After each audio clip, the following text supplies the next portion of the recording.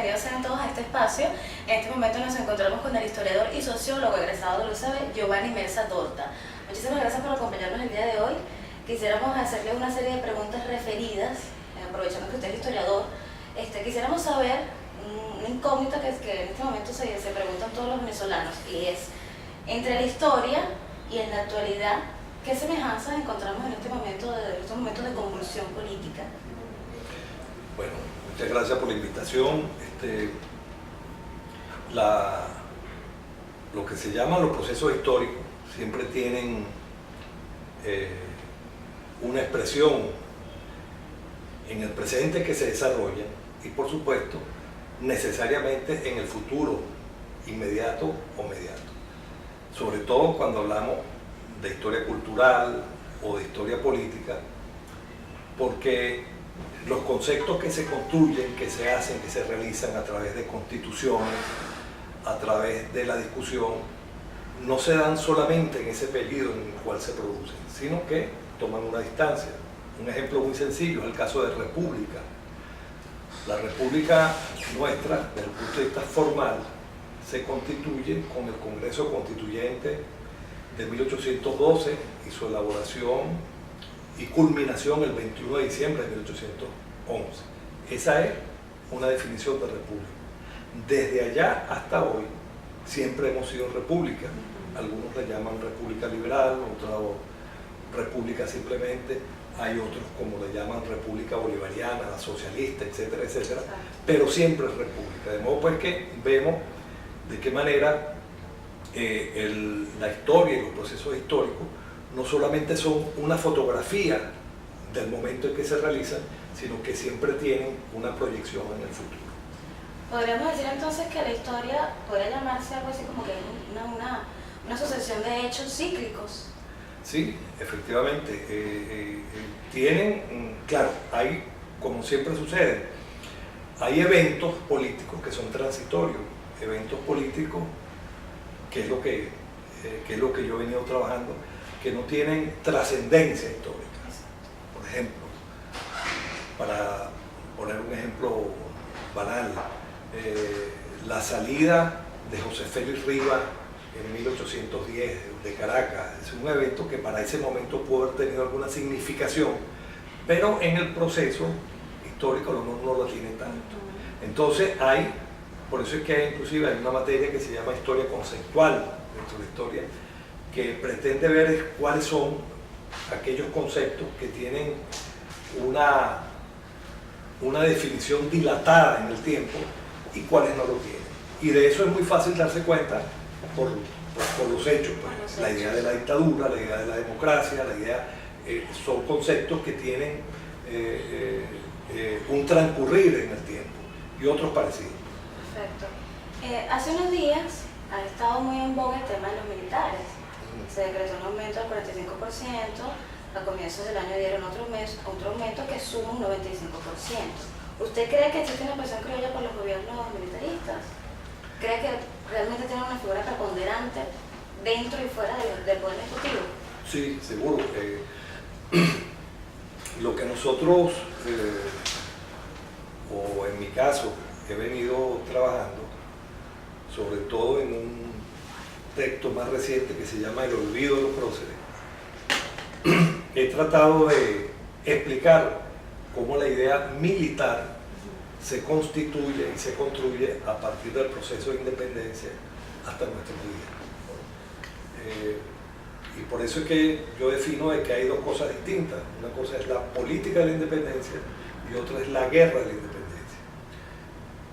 Como sabemos, la guerra tiene una forma de hacerse, tiene eso que llaman unos protocolos, unos enunciados, unos conceptos que tienen que ver con el mando, la fuerza. Y unas acciones y pasos a seguir distintos. Un conflicto, la idea de destruir, al contrario. La política, por el contrario, tiene otros conceptos y otros protocolos. Es la idea de las mayorías, es la idea de la conversación, de la racionalidad, y aunque haya confrontación, siempre al final pretende llegar a algún acuerdo. Esas mayorías respetan generalmente la minoría. En el caso de la guerra se da, inclusive se puede dar el caso contrario, que una minoría se imponga sobre la mayoría porque la minoría militarmente derrotó a la mayoría. De modo pues que tenemos dos ejes conceptuales distintos, lo militar y lo político. Como resulta que a partir de la Guerra de la Independencia, unos líderes militares de aquel entonces lograron el éxito militar, lamentablemente también impusieron de alguna manera sus conceptos de la guerra en la política. Entonces, eso se ve muy claramente desde el año 17 con la ley de secuestro y confiscación de bienes, que es un concepto de guerra que se hizo política hasta el año 1830. El Congreso de 1830 abrogó esa ley y eso permitió que los militares, con la reforma de la Revolución en 1835, le dieran un golpe de Estado a José María Vargas porque habían eliminado el fuero militar, ¿no? El fuero militar era que ellos tenían más beneficios que los civiles. La misma Constitución de 1830 que abrogó esa ley de confiscación y secuestro, después se hizo de otra manera. Cuando llegan los Monagas, como seguía actualizada la Constitución de 1830, buscaron un mecanismo que se llamó la Ley de Empréstito Forzoso. La Ley de Empréstito Forzoso no es otra cosa sino exigirle dinero, empréstito, a aquellos hacendados de aquella época. Era lo mismo que la Ley de Confiscación, pero le pusieron otro nombre. Así nos llevó el monagato, después hasta la Guerra Federal, hasta al principio del siglo XX, con esta idea de empréstito forzoso, que no era sino una manera coercitiva de quitarle dinero a los civiles para los gobiernos militares.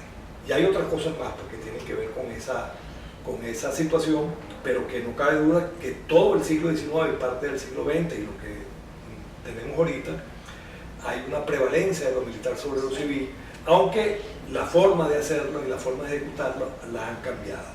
Un dato último que es muy importante, que yo he venido repitiendo, y es que no debemos olvidarnos que desde el año 1810 hasta 2010, en los 200 años que tenemos de república, 154 años hemos tenido presidentes militares y solamente el resto de civiles, 40 y pico de años solamente civiles.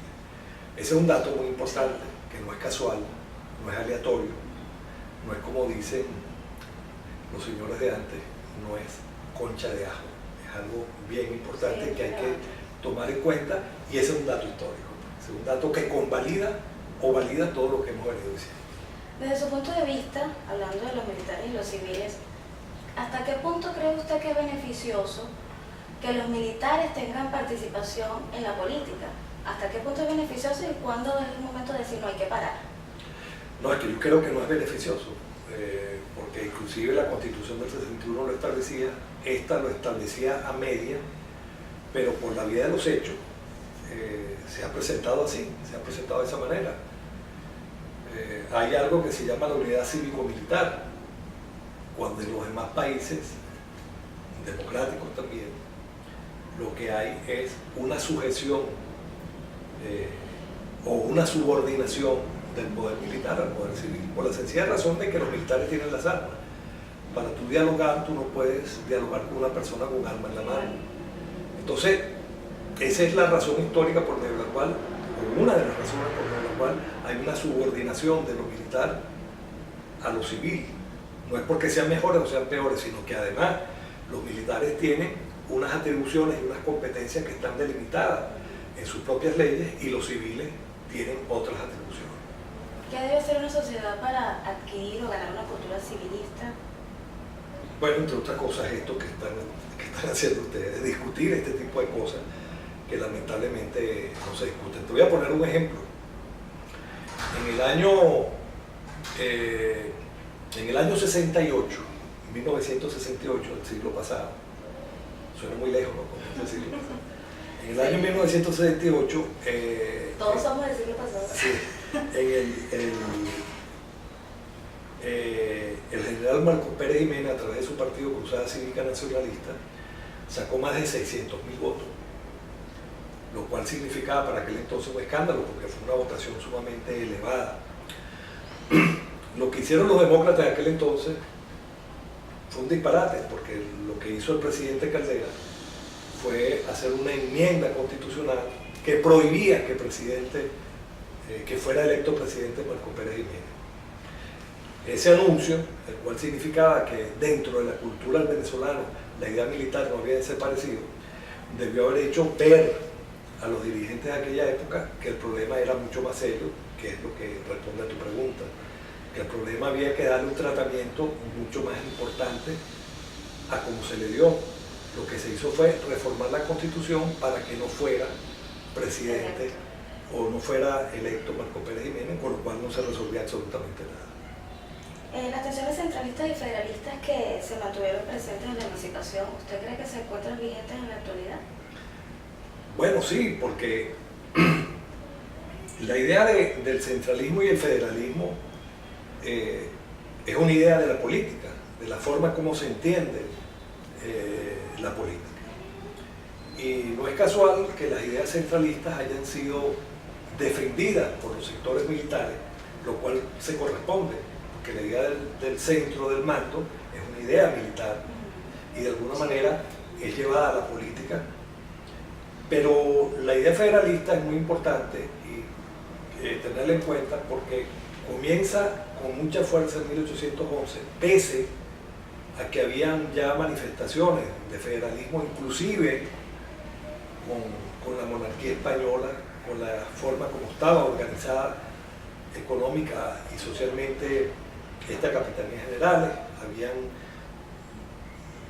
dentro de la colonia, dentro de toda América, habían virreinatos, gobernaciones, capitanías generales, villas, municipios. Entonces había una idea, pese a que había un monarca absoluto, había una idea de centralización administrativa de estos procesos, de esos procesos en aquel entonces. Cuando en 1810 se da el proceso independentista y con el Congreso de 1811, lo primero que hacen los líderes es confrontar a la monarquía absoluta. Esto es un dato muy importante, porque lo que está en el Congreso Constituyente no es una idea contra los españoles como raza, como etnia, no es una idea xenofóbica de la política. No podía hacerlo por dos razones. Primero porque los venezolanos, ya fueran los peninsulares, los criollos o los pardos, que constituían más del 80% de los venezolanos, provenían o tenían alguna relación con España. Eso por una razón. Pero además por la otra, porque la independencia, repito, se da es contra la monarquía absoluta. La mayoría de los conceptos políticos que están establecidos en esa Constitución de 1811 es contra la monarquía absoluta. Por eso es el federalismo, porque la idea monocrática, la idea de un solo jefe, hacía pensar a los constituyentes de aquel entonces de que en contra de esa monarquía absoluta tenía que haber una idea desconcentrada del poder que no permitiera esa idea despótica del monarca absoluto. Esa idea se da en 1811, vuelve a darse en los distintos congresos constitucionales de Angostura, de Cúcuta, de la Convención de Ocaña, en el Congreso de 1811, en todo el siglo XIX, y es una lucha y termina no, se hace una etapa fundamental en el año 1989, cuando en Venezuela se propone la idea descentralizadora. La descentralización no es sino un aspecto residual de esa idea de federación. Entonces, ¿podrías decir que estamos destinados a vivir enmarcados en un gobierno centralista? Bueno, hasta ahorita sí, pero eso es parte de la discusión sobre qué tipo de democracia se quiera. Claro. ¿Cuál considera usted que es la democracia? No, para mí yo no tengo la menor duda. La idea de la democracia tiene que ver con la idea de la federación, porque es la idea de la desconcentración contra el poder absoluto. Exactamente.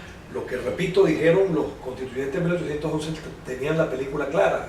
Si nosotros estamos contra la monarquía absoluta, nosotros no podemos repetir una monarquía civil, por decirlo así, que sería el presidencialismo, sino que por el contrario, siempre pensaron que había que atacar la monarquía y sus formas residuales. Usted ha escrito obras sobre Bolívar y Miranda, dos visiones del olvido de los procesos. ¿Cuáles serían las bases en las que se fundamentó para escribir estas obras? Esto que estamos hablando. En parte lo que estamos discutiendo está establecido en esos libros. Por supuesto, en el primero que mencionaste, Miranda y Bolívar, ya es una comparación mucho más histórica sobre Sí. cuáles eran los presupuestos políticos que ellos tenían y cómo lo llevaron a cabo. Entre Bolívar y Miranda, ¿cuáles eran las características entre ellos como conservadores, socialistas? Ok. Bueno, creo que no eran ni conservadores ni socialistas. Puede decirse que estaban ubicados en esa franja tan amplia de republicanos y liberales, ¿no? Bolívar pertenecía más a esa idea centralista, a una idea más jacobina, por decirlo académicamente, de lo que es el proceso político. Miranda defendió más explícitamente una idea liberal del gobierno, una idea más republicana y descentralizada, porque aparece así en sus constituciones. Él propuso 3 constituciones conocidas: la de 1790, la de 1808 y la de 1801, al revés, la de 1801 y la de 1808, donde crea una pirámide en donde aparece la desconcentración a través de los municipios y la idea de, inclusive en la Constitución de 1811, donde él participa, se repite con mucho énfasis la idea de Colombia, colombianos, y la idea de una confederación, de alguna manera, tiene que ver con la propuesta de Miranda, y no solo de Miranda, sino los que hicieron y escribieron esa Constitución. Repito, en el caso de Bolívar, tiene que ver más con una idea centralizada y que se expresa fundamentalmente en su último gran proyecto constitucional, que es la Constitución de Bolivia, donde habla de la presidencia vitalicia, etcétera, etcétera. Como reflexión final, ¿qué podría decirnos a todas las personas que escuchan y ven a Visión Global referente a la historia y la política en la actualidad? Bueno, que es muy importante que nosotros discutamos estos temas, porque la única manera que ello tiene de hacerse conciencia en las personas es su discusión, para ver lo acertado que estamos o lo no, para ver las correcciones de las propuestas que hacemos, o por el contrario, qué otras hay, pero la única manera que hay, la única manera es darlas a conocer, discutirlas, y discutirlas con el énfasis que de alguna manera nosotros pretendemos hacer, que es ver exactamente cómo fue esa historia política, cómo se desarrolló, quiénes la defendieron y cómo la defendieron. ¿Cómo la defendieron? Muchísimas gracias, amigos. Esto ha sido todo por hoy. Nos encontramos, les recuerdo, en compañía de Giovanni Mesa Dorta, sociólogo e historiador egresado de la USAD. Muchísimas gracias por acompañarnos el día de hoy. ¿Tiene Twitter? ¿Cuenta de Twitter? @gmesadorta. @gmesadorta. Muchísimas gracias.